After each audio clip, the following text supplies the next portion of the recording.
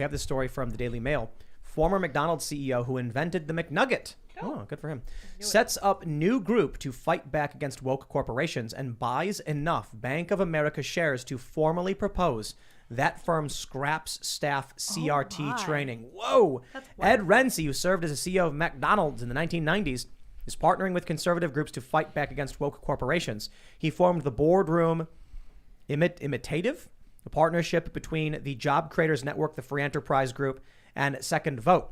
The goal of the group is to protect shareholders and employers of publicly traded companies from woke policies and ensure corporate accountability. It comes as left-wing groups continue to buy up stocks in businesses until they raise enough clout to lobby the board to adopt leftist policies. Companies are also being forced to the left so they can receive high ESG score, which would make them more profitable. I would argue this environmental social governance thing they're doing, these companies that embrace this violate their fiduciary duty to the shareholders, and the shareholders need to start filing lawsuits on those grounds. Well, companies that do that should be subject to scrutiny by the feds and state authorities because, in some states, and generally speaking, the law is when you're charged with investing someone's pension money, you're supposed to be trying to maximize the return. And that's your priority. Using it for other purposes to end the oil industry or advance social agendas is contrary to law.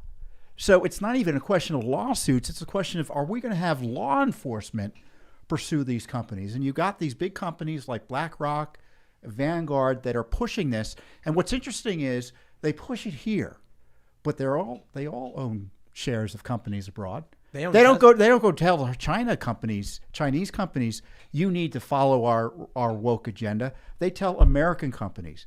So I think the conservatives have to understand that corporations are largely controlled by the left, and they're misusing and abusing our funds.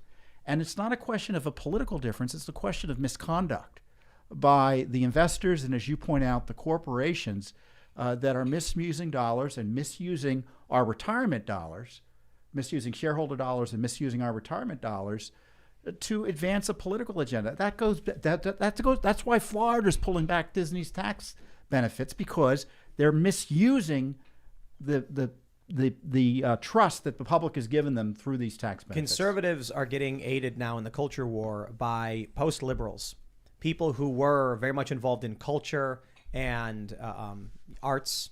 But because the woke left has gone so insane, because they seem to have no principles, you have people probably like us who all of a sudden are just rejecting and opposing this.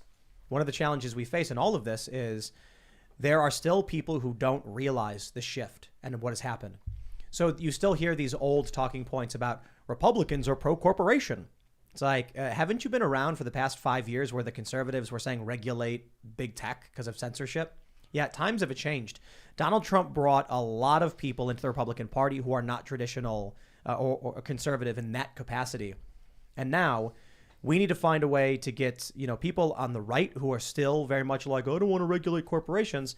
And we got to get people on the left to realize they're being screwed over by the corporations. Then we can make those changes. Well, it's not regulation to enforce the laws against fraud or against the misuse of dollar. I mean, we're not asking for more. I don't want more regulation of Twitter. I just want them to be held accountable for lying to regulators and shareholders and users in Congress about the purpose and the process of their censorship.